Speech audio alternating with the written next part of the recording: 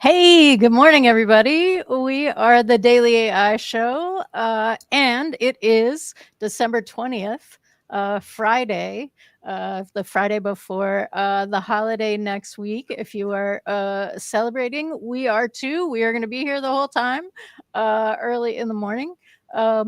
We also are here later today. It's the last day of the 12 days of OpenAI, otherwise known as Shipmas. And I want to introduce who we have. So we have Jyunmi, Andy, and I'm Beth. So we'll see if anybody else pops in, but we have plenty to talk about over the last 2 weeks. One of the things so I'm just going to go over quick on our shows because we're not actually going to recap the shows the way we sometimes do because there's so much else to talk about. But 2 weeks ago on Monday, we were asking what are you hoping for Shipmas, because the first 2 days had already happened, and we had gotten, I think, Sora and maybe the custom training. And what was really important in that was getting the sense like, oh, some of these things are going to be really big. It wasn't Sora, it was O1 and O1 Pro, wasn't it? Okay. So we're curious if you have gotten what you want for Shipmas. That has been the framework in which all AI seems to have happened in the last 2 weeks. So then we did a little bit about smarter training, how MBTL picks the perfect data. That was a really important show. We talked about OpenAI's custom canvas update, which was one of the drops, and that was on Thursday the 12th.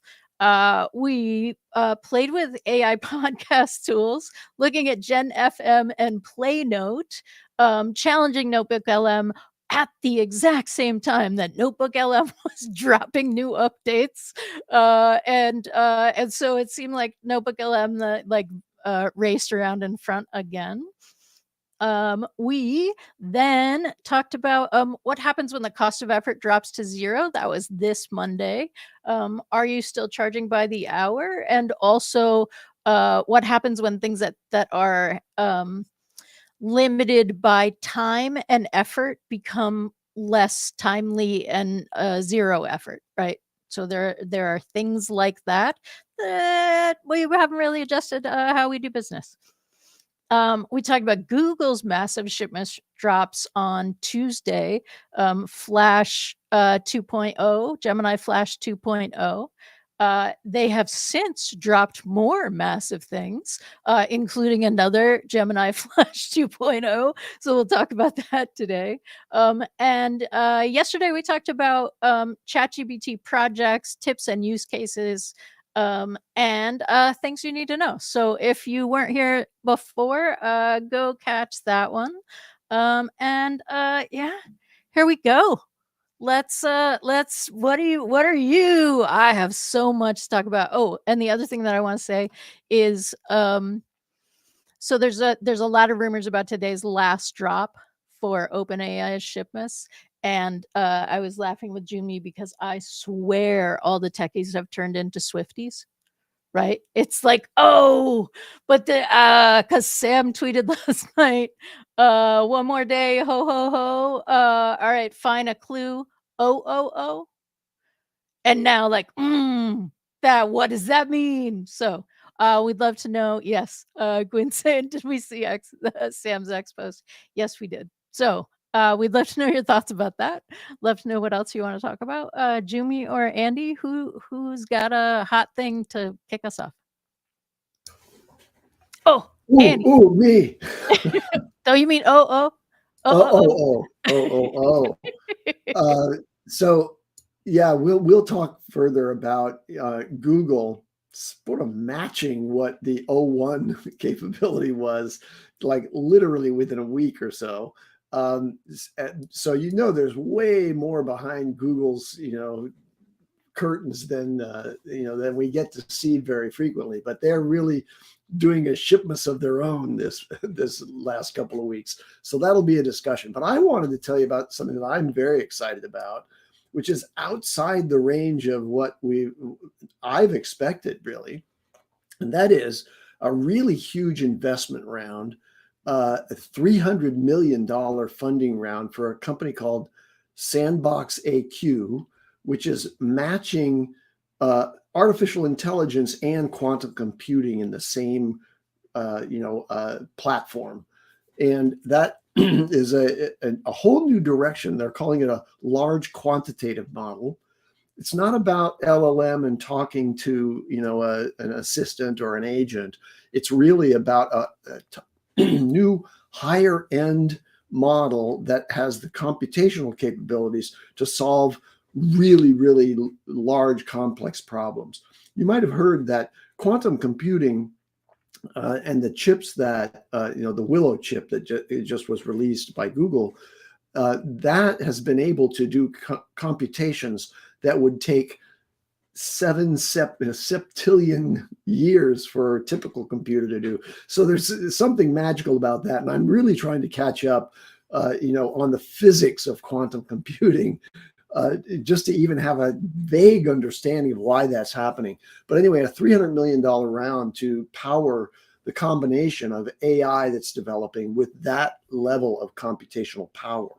But the one that I'm really intrigued by is totally different. It's a company that got 30 million in a Series A. Okay, remember, Series A is the first time that you get a funding round based on your proofs of concept having gotten a seed round and developed some kind of application. Okay, so this matches AI with 3D printing. Okay, we're getting closer and closer in science fiction world to the replicator. Okay, you just tell this system, it's called backflip AI, you tell the system what you want to build, and it's going to go through an iterative process with you until it has the 3D model, and then it'll print it. Okay, so not just image generation, not just video generation, 3D objects, okay, out of a printer. Okay, it's a foundational AI model trained on vast data set of 3D parts. It understands and generates complex designs, and then the integration produces something that's detailed and manufacturable, and so you can rapidly prototype. Really an amazing thing. The venture investors behind this are A16Z, which is the major venture capital firm that kind of spawned from Amazon. And then also New Enterprise Associates, NEA, one of the venerable, longstanding, greatest venture capital firms out there. So this is a meaningful departure from anything that I saw coming. So I'll stop there. I have other tidbits, but let's go on.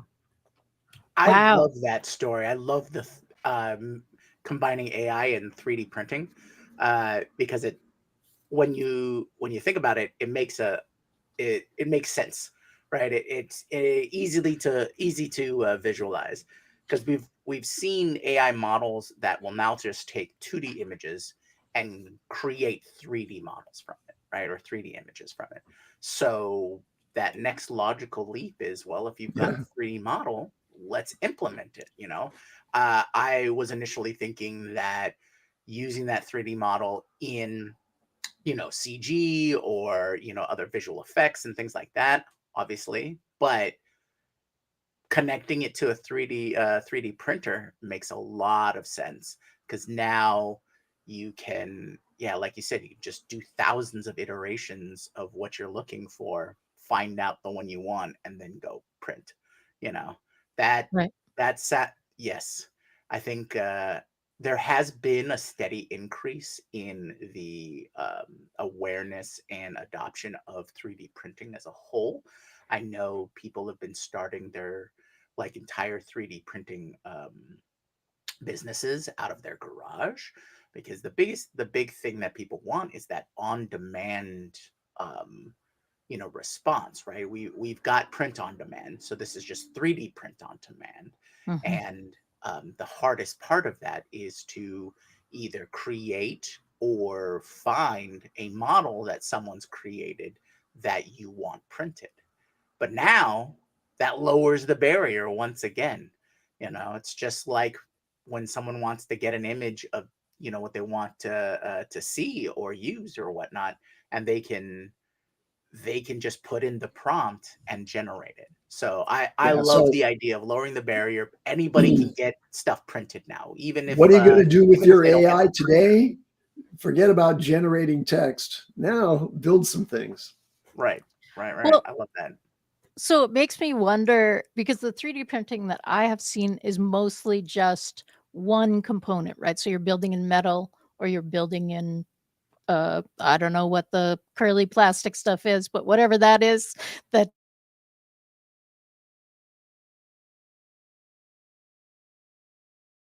part of me is wondering, is the next step like the I don't know, like the vending machine of the, or like you put it and you're like, okay, so I would like this thing to do this and this and this and have these features. It wouldn't be quite as custom as you can do with 3D printing, but that kind of manufacturing would be really interesting I think to you just hit see. on a well, maybe I don't know if $1 billion, but certainly $1 million idea, Beth. Okay, well, in the nerd sphere, right?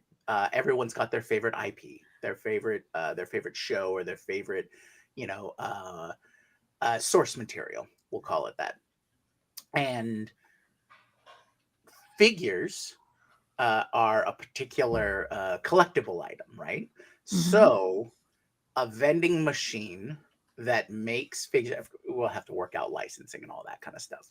But a made to order 3D printer vending machine that you pick out what you want, or, you know, I'm feeling lucky button, and just create a unique version of characters that you like or scenes that you like, print it out, and it just gets served to you from there. And that can include different painting schemes, that can include different poses and shapes and characters and all that kind of stuff. I think there's something there. The only hurdle would either be you'd have to have base models that you then adapt, Mhm. or 3D printing is going to have to get a lot faster, right? So, yeah. Craig is saying, no, licensing is over, copyrights, trademarks gone, we can just print anything. Hey, That you know would what, Greg? Let's. I like the idea of reevaluating the current systems. That is, I think that's where you're going. So yeah, let's talk more. All right. My quick thoughts on $1 million idea. I'd love to see a 3D printer that can. It's like, oh, I want this thing, and then give me a minute or two, and then it'll pop it out. But like I said, 3D printers have to get a little faster before we can get that. all right. So what else has happened? Ooh, yes. So Gwen is bringing something that that is news and has happened, and then we should share with people, because she's saying late last night she saw something from Pika. Pika is a video generator, and they have upgraded to 2.0, I believe is the Yeah, model that they're on, and yeah. it's completely free for 4 days. Now, the 4 days end on the 22nd, so, like, Go. do it now and you have, you like 20, 21, 22. Yeah, so we have 3 days of the 4 days left, but go try it. Yes, Um, yes, because it that was the biggest hurdle for me. I love that Pika came out with 2.0, especially the announcement of Sora, especially all the Gemini announcements. With VO2 and all that kind of stuff. You there's no limitation for 4 days. Let's yeah, they're doing this. I'm sure to draw some attention and everything like that. But let's see how much tokens we can use. How yep, much compute can we put on that? Because Pika's had a solid offering. I want to see this 2.0. Like I logged in there when they first announced it, and I'm like, oh, okay, you need this account for that. I'm like, oh, come on, guys. Not even one freebie. So four yeah, days, yeah. I want to no see problem. how much compute we can push. And I wanna welcome Carl to the show. Good morning, yay. And, yeah, so we, blah, blah, blah. Eric, who Eric Aaron, who is one of the co-hosts in Australia, said that he was very frustrated that he couldn't get into Pika and that he wasn't getting his welcome email. But he had an old account that he'd done. So if you are in that situation where you're like, no, I should be getting an email, check and see if you already have an account, because it first came out, I don't know, like 10 years ago in AI time, which was maybe 7 months ago. Yeah. What other things? Oh, well, I can mix Pika and 3D printing and go to Odyssey's release of their world model. They're building a world model from a single image and being able to go in and like turn inside the room that is or turn inside the environment in which the image implies, right? And it's not Odyssey, it's the woman that we talked about with worldviews before, but they released something too. I think Odyssey is saying we're gonna release it as a product. I'm not sure the other worldview research people are at that place, but very exciting things to be able to just give a flat image and see then what the camera would look like as it turns around in it, or you go through the door and be able to see the next thing. We've talked about it for game development, but this seems to be a broader application. Yeah, that I am excited to see what comes out of that. I think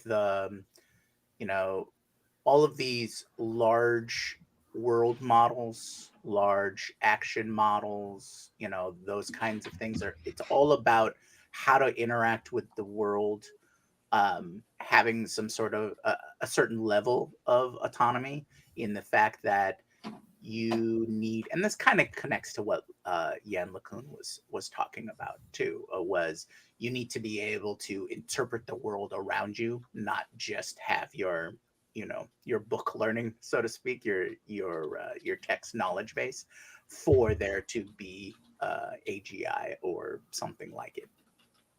So yes, more the closer we work towards the simulation, the more the more we will be able to accomplish.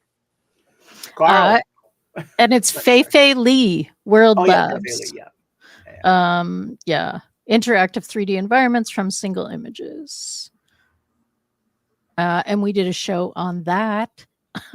but they released an upgrade, I believe, which is the more immersive, that generates what you can't see in the image. And Odyssey is a little less than that, but Odyssey is, I think, something you can play with right now. Yeah, definitely have to take a look. Well, if anybody doesn't have any others, I do have a couple of news stories. I have. Oh, you do? Oh, okay. Yeah, Carl, what do you got? So there was something that I thought you would like. So I don't know if you heard of Higgsfield AI. They introduced it, and it kind of would probably go on totally under the radar, but more so because just my history in cinematography, videography. So they say that they introduced Real Magic, so multi-agent platform, blah blah whatever, but uses the best creative AI models to adapt story ideas into ready-to-watch videos within a single workflow. Sign up for a wait list. But I just thought their video was interesting, because if you've seen any model, VO2, Sora, whatever, right? Even the Coca-Cola commercial, if you look at it from the lens of a videographer, cinematographer, I have to say it's not very good. Like, for story-wise, it doesn't make any sense. It's just a bunch of images that probably took a long time to prompt to put together. Because if you actually look at it end to end, you're like, this is just a bunch of clips that kind of is kind of coherent, but it doesn't make any sense. And coming from somebody, and I think Jyunmi, you'd appreciate this, story to me is everything. If you don't have it, I don't care if you're 4K, don't care if you're 480. Absolutely. If you don't have a coherent story, it makes no sense. And right now, the video generators, it's it's very, very difficult for you to tell a coherent story. Even the short stories that we've probably seen, that people from Sora made. I remember I was listening to, I forgot who it was on one podcast, says it took hundreds of generations to get through each scene because they had to ensure the story makes sense. It even, remember that it was the balloon head guy. I think it was balloon head or something like that. Even then, it's very difficult to tell that story. And the whole Ben Affleck, when he was talking, I was like, that is 100% true what he's talking about. Not so much from the creation, but the actual story element to it. I was just watching I think Black Doves on Netflix, a series, but even the cinematography, like one person walking, wide shot, extreme close up, wide shot, medium shot, but all that tells a story. It's coherent of what that person was doing, even walking from one end of the bridge to the other. But you get the feeling, the scene of what they're trying to do, because that person felt he was in danger, but you could feel it through the actual camera angles.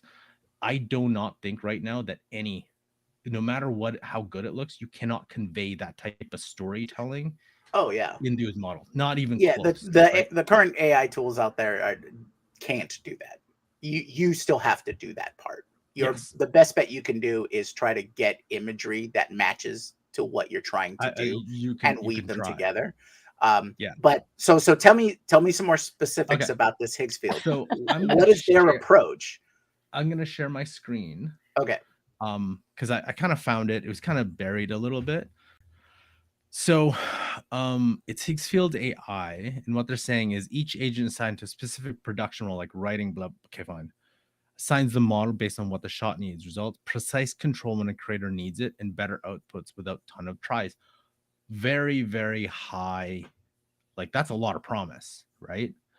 I think while a lot of people are focused on, oh my god, it can generate 4K, oh my gosh, it doesn't turn the hands into whatever, or it doesn't. I was like, yeah, physics engine aside, I don't care about that. Like, you can actually have if you can tell a coherent story with a weird physics engine, if the story is good enough, it won't matter. Right. So this is where I'm thinking, wait a second, if they actually do this correctly, then we have something, to me, from a cinematography perspective, that is much better than, I would say.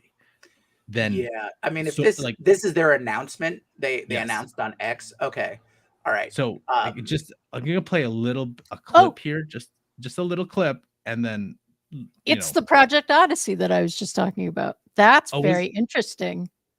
But I want to see how. No, go.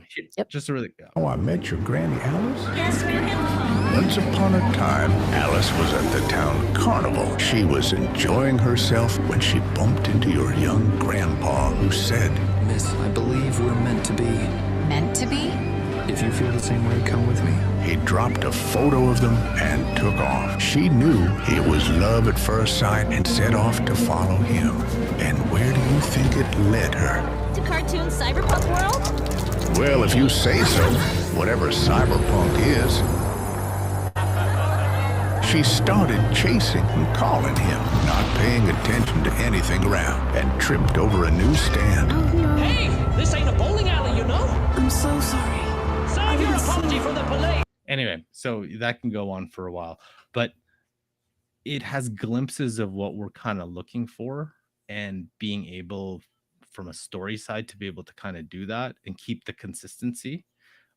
So it's not obviously there yet, but that's an interesting. I love this because of the way they come at it. Not, we have the best generation. I'm like, yeah, that's cool, but like, could you capture emotion? Could you capture things through scene? Those kind of things that, if you're really deep into it, you kind of want to look at. Sure. Yeah, I agree. I like the approach, the thinking, right? So if everything else delivers based upon their thinking, or at least a solid foundation for them to build upon, that I think is going to go a lot farther and Yeah. will be more appealing for filmmakers to use, because I guess it thinks like they're saying they think like a filmmaker, and Yeah. that's going to be key, because right now the current tools not really think like a filmmaker. No. The closest just- would be Runway, but they're just putting a bunch of tools together. Yeah. They're Yeah. not helping you make the film. Yeah. So the story development side, I think that's going to be really interesting. Yes, I as soon as the show is done, I'm going to go sign up myself. The Project Odyssey they're referencing, and I don't know if it's the same that you were talking about, Beth, but Project Odyssey they're referencing is an organization that is trying to promote AI filmmaking and on the creation side. So they put together they're trying to put together a I guess I don't want to say industry, but they put contests together. They want to promote AI filmmaking and things like that. So they have prizes and things like that for whatever event that they're doing. And so what it sounds like is the Higgs Field AI is joining the list of tools that you can use to enter something into Project Odyssey. So we'll see what comes out of that. Yeah, no, I'm excited. This should be interesting. Let's just hope they're a little bit on key and it's not all hype. Yeah. But yeah, no, I'm excited. That should be awesome. Yes, Joel. We took a look at that. So we'll be working on that thing. Okay. Okay. I just got this in from our real-time AI fact checker. I referred earlier to A16Z as having spawned from Amazon. I was just having a Stack Overflow problem. Trying to track all of these new startup names and also all the VC names, some of which I have familiarity with, others I don't. That's actually Andreessen Horowitz. And Mark Andreessen, of course, is a major commentator in the world of AI now, and I'm sure a multi-billionaire who is behind that particular thing. So, but I wanted to shift over quickly to two things. One, I want to talk about Google, that just rumored now to be adding AI mode option to search, so that you can click this on in Google, and when you search, it's going to just produce AI results with citations like Perplexity. So the point about that is that Perplexity is changing the search landscape and having a major influence on it, all the way up to and including causing Google to change their whole business model by allowing users to not have advertising in their view. Instead, just moving to answer response rather than multi-link response. But I don't know what it looks like. It's rumored that that's what they're doing. But that brings us in the weave to Perplexity. Perplexity is acquiring a company called Carbon. And so this is a major M&A action in the world of AI. Carbon is a retrieval augmented generation platform. So it has all the tools and systems necessary to collect all the information and make it available to the large language model in inference time, like at the time that you're actually making the requests. So this combination is really important, and it's going to change Perplexity's role in enterprise applications of AI, because now Perplexity search, very competent search, is going to be available for all of the information that you can hoover up in your company, and also any other information that you can use this Carbon integration with Perplexity on to collect as the foundation data for whatever you're using your AI model for. So we don't know what all the features and functions of the Perplexity plus Carbon thing are going to be, but that's really impressive. Now, I did want to run back, and if we can take a sidebar here, to something that Gwyn asked in the chat. She said, I don't get Ethan Mollick's comment, quote, wait, the updated Claude Sonnet 3.5 can also do sestinas without test time compute? What is the deal with Sonnet? Okay, so sestinas are a very complex poetry form which takes the first stanza's last line of 6 words, and every subsequent stanza uses those very same words in a changed order. And what this requires, if you're going to have an AI to calculate it, is it has to know what its first output was and then refactor that one into each of the subsequent stanzas. So it's a very complex reasoning process. And he's saying, how is Claude able to do this without test time compute? That's the concept of allowing the model to contain in its compute time changes to the model weights that basically learn in process. So it's a different and more advanced kind of in-context learning that's really supportive of reasoning. And so he's pointing to Claude Sonnet 3.5, the new version, and saying there's something magical happening in here because they're not doing test time compute, and yet it's able to do this very complex problem in poetry. And that the test time compute thing is then dependent on the session that you're in, right? So it shifts it in that framework of that conversation, but when you leave it, it hasn't updated in a memory kind of thing. So now it just responds to you that way.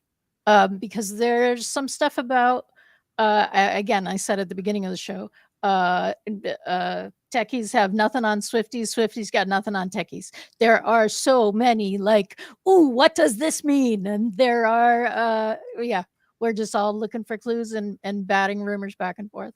But there is a rumored upgrade to the way that ChatGPT uses memory, and that you will be able to set things so that it can remember more over a longer conversation kind of thing, and be able to track that. And it sounds different than the current use of the way that it just writes to memory.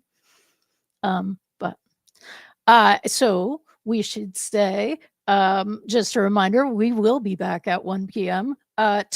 To see what's happening. We would love your predictions, but are there other things that happen that we want to say, that we want to talk about before we get to that prediction section? Carl. Okay, I do. There is one piece, I think, again, I was trying to look for this and it was kind of overshadowed a little bit. So there was a study, there was 2 papers done, one by Anthropic, who a research paper on, I think it was called the Clio system, analyzed millions of conversations, and a report from Goldman Sachs. And I really spoke to me because we've been meeting with so many companies over the past, like, I don't know, 4, 5, 6 months. And what the numbers in the Goldman Sachs is that only 6.1% of US companies are currently using AI, up slightly from 5.9. And then the Anthropic one combined with it, because it's like, where is it being used? So first of all, the 6.1. 6 point interesting because you get a lot of the surveys from Microsoft, McKinsey, the Boston Consulting Group. They're like, adoptions increased X percentage points, 700%, 500%. I was like, impossible unless we're meeting with the only companies in the world that don't leverage AI regularly. What we notice is there's people in the company using AI, ChatGPT, whatever it is, but it isn't like a company wide adoption. We're gonna actually leverage AI to build or in a unified way to further our company. It's so, for example, one company went with, one person bought Copilot, I don't know what, probably Copilot Pro or something, for themselves. And then the company, some people were using ChatGPT, some people weren't using it at all. So there wasn't an actually coherent use of it. And the same company bought Office 365 but only like 5 people were using it because IT just sent out an email. So, and then that would count, quote unquote, against people using it. I'm like, no, you can't count that because it's random and people are using it for work, for home, like it.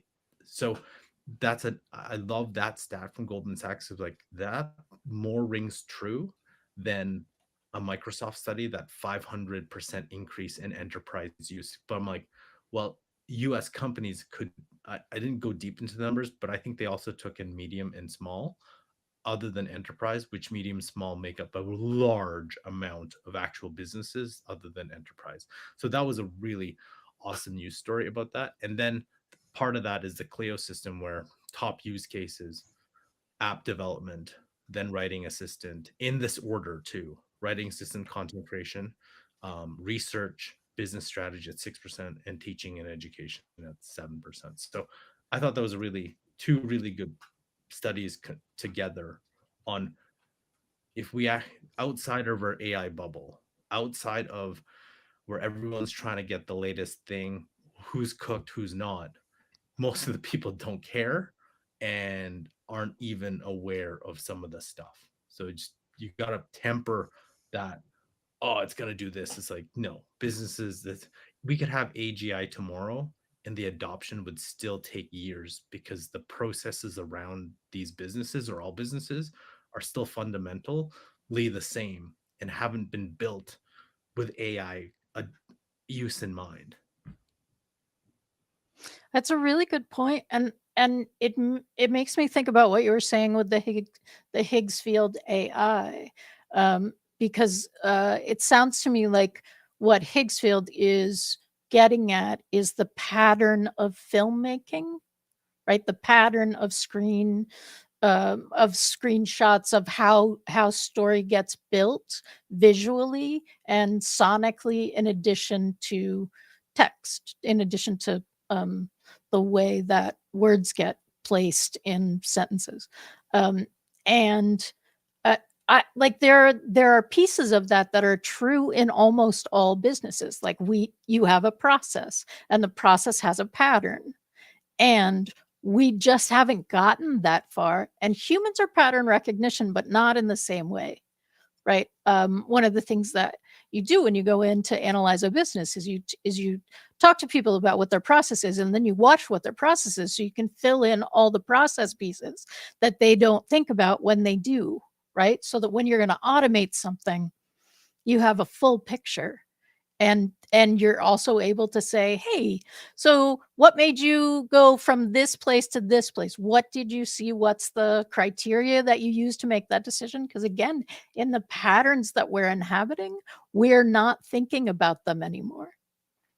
As soon as it becomes a pattern for us, it goes to no longer frontal cortex, right? We're just like doing the thing. And that, I think, is really, Karl, the piece that is like where that ROI starts to compound in a business. But AI hasn't it's not common enough yet that AI can come in, analyze your thing, get the pattern, and immediately give you value for it. It's still very human in the loop.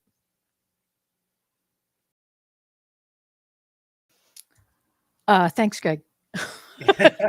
All right. So are we ready to do predictions? Is there anything else? Jyunmi, did you have something that you wanted to say before we move to that? Just a couple small science stories. Awesome. A group called Optica has created laser-based artificial neurons that mimic nerve cell functions at lightning speed. Ooh. So they basically have used the biological neuron setup, right, that we're all familiar with, but instead of using electrical signals, they are using lasers, and that can provide a processing of 10 gigabaud. It's 1 billion times faster than their biological counterparts. So this could just see a huge increase in processing for AI. This is also probably the basis of Commander Data, from Star Trek Next Generation because of his optronic or positron network there. So just saying a billion times faster. So we'll see what comes out of that. And that came out the same day as our news cycle for our last news cycle, but right after our show. And then something on the little more probably immediate practicality is Cell Press. I guess that's the source of the information, but it's a group of scientists in South Korea. They've created swarms of robots that are ant-like, that work together to manipulate objects and overcome obstacles, much like a swarm of ants would. And they're cooperative, and they're able to lift many times their weight and things like that. So robot swarms and laser brains. But that's pretty much all I wanted to update. I just thought every time I look at the science news, it's like, oh, okay. I think I read that in a book 20 years ago or 40 years ago. 40 years ago. Yeah, probably. And now it's happening. So the future is now. Okay, predictions. Definitely no. And so we have behind the scenes show ideas for both the Daily AI show and the Sci-Fi AI show, which is coming back in 2025 on a regular basis. So I just posted a show idea to the cyborg cockroaches that are being experimented with. And the idea behind that is that cockroaches are incredibly adept at being able to get in and out of places, as all of us know. So these are being presumed as like search and rescue cockroaches. Like they have a cyborg thing and you can you can steer them. I mean, it's wild and horrifying. Yes, absolutely. Well, I can hear the screams now. Absolutely not. Leave me in the rubble. I will not be saved by the cyborg cockroach. Thank you very much. But reminds me of Joe's apartment. Okay. Yeah. What do we got? What are we getting dropped today? And what's next to come for the rest of the week? For the rest of the All right, so it's going to be a total fail. It will be a Microsoft ad. Jyunmi taking it for us again. Dolly 4 is Carl, so we have Microsoft ad. We have Dolly 4. No. I think it's just too much. There's too much chatter on X, especially with Sam coming out with Stephen Heidel. Like everyone's going to town on whatever, but there's too much things to pretty much, like, even the dude from the red teaming guy, he was like, get ready. And so it's like, it's pretty much if it's not, whether it's 03 epsilon or 4 or 5, whatever that is, it's going to be a big letdown. But it's just too much momentum, or the expectation is too high. So they've hyped everybody up right now that it's kind of, I think it's an inevitability. And I don't know about you, which is kind of strange. So yesterday evening, I got an update to ChatGPT on mobile. And then today, if you looked at your web app, you can use advanced voice with screen sharing, but it doesn't work. So is it you can share your screen, but you can't talk to anything? So you're like, what is this? This is weird. So I'm trying to talk and it's like nothing, but you can share your screen and then you can share your camera. So it's really weird. The web app, the desktop app hasn't been updated yet. So I'm really curious to see if that's part of it, or it's just like somebody said, somebody must have done something in production, but it doesn't work, or it's all leading up to today. They don't want to enable that feature until some weird feature. I don't know. Yeah. So curious to know if it's 03, which Sam said, ho, ho, ho. Oh, let me give you the clue. Oh, oh, oh. So it's Right. like, and what's funny is O2 has the trademarks that it was like, you know what, we'll skip 2 because we get suits and let's go O3. Yeah. So This is anyway, the thing that they were so talking if about. that's the Yeah. case, didn't we just get O1 Pro? Like what's here? Like that's so fast. Unless it's the 3.5 to GPT-4. I don't know. It's kind of crazy. And it was funny because Logan Kilpatrick was like, hey, we're gonna build the best coding, blah blah blah. And then Stephen Hyde was like, whoa, 2024 isn't done yet. And I was like, oh damn, that's right. I was like, okay, you're hyping up something. Please be DALL-E 4 because I really want to talk about that. Oh yeah, I would yeah, love yeah, to yeah, go yeah. into that. It'd be good. I mean, Oh, the Occam's razor here, based on everything they've said, is yes, new model, but you don't get it until Q2. Could You be. know. Yeah. yeah, Eric is like, definitely O3, but it means $3,000 subscription. Right. Or You- O3 means $3,000 subscription. You know, Right, for sure. it's just part of it. Like, unfortunately, if it's $3,000, our business will pay for it. Like, it's not even a question. It'd be like, I have no, like, I'll like pretty much pay for that right away. Ideally, we can write that off, but like, Right. it's like $3,000. Oh, like, so it's At curious that to point, see. won't it be like a Netflix subscription? You know, you bought it, and then 12 other people are using it. You know, it's like I can't afford $3,000, but I got a buddy. Yeah. So we'll see. I'm curious to see if there's anything else that comes out today that, but it's Friday too, which is, you know, I think well, that's the thing. They've got 2 weeks, so they can get away with, like, okay, for the most part, right? We're talking about a primarily US audience, right? Mhm. So if they announce something big that they can't release today, that means they get this weekend, they get all of next week, because that's essentially holiday week. They'll probably take a little flack if after that holiday week they don't have some sort of function, but then there's New Year's Eve and New Year's Day. You're right into January already. So that's, I mean, you know, they might let it slide. But, you know, what are we really hoping for? What we think it'll probably be versus what'll be the funniest thing?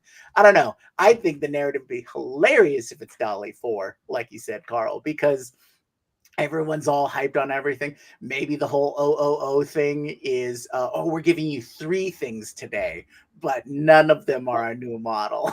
What I was thinking was Operator Orion and like whatever the third O would be, because they have used a bunch of O's. So Junie, I'm still smarting that Santa couldn't write the thing yesterday. Oh yeah, I was still smarting. I'm like, you gotta be kidding. It's like, where's the use? Right? I was like, where's the that is computer your- use part of that Steve thing? Jobs, I think, would have seen that. Like, he could have seen, it's like, that would be magical when Santa would say, let me fix that for you. Whoop. Yeah. And I'm like, I was like, done. I don't care what they released today. That is that to me, that does it. Right. So I was like, oh, yeah. Yeah. Yeah, that probably would have made day 11 like even spike higher. Yeah, right? could have been. Yeah, right. for sure. Right. All right. Well, Microsoft released new, better DALL-E 3. So that seems like maybe there's a DALL-E 4 under the hood. But again, at this point, that would be like a toss in. That would feel like, honestly, it would feel like a stocking stuffer. So we have another 2 hours and 10 minutes to go, and then we'll know. So we'll see you back here later today. We've got great shows coming up for the rest of the year. And we hope to see you there. If you're going away for the holidays and this is your last show with us, hope to see you in 2025. Thanks, everybody. And I think we're out.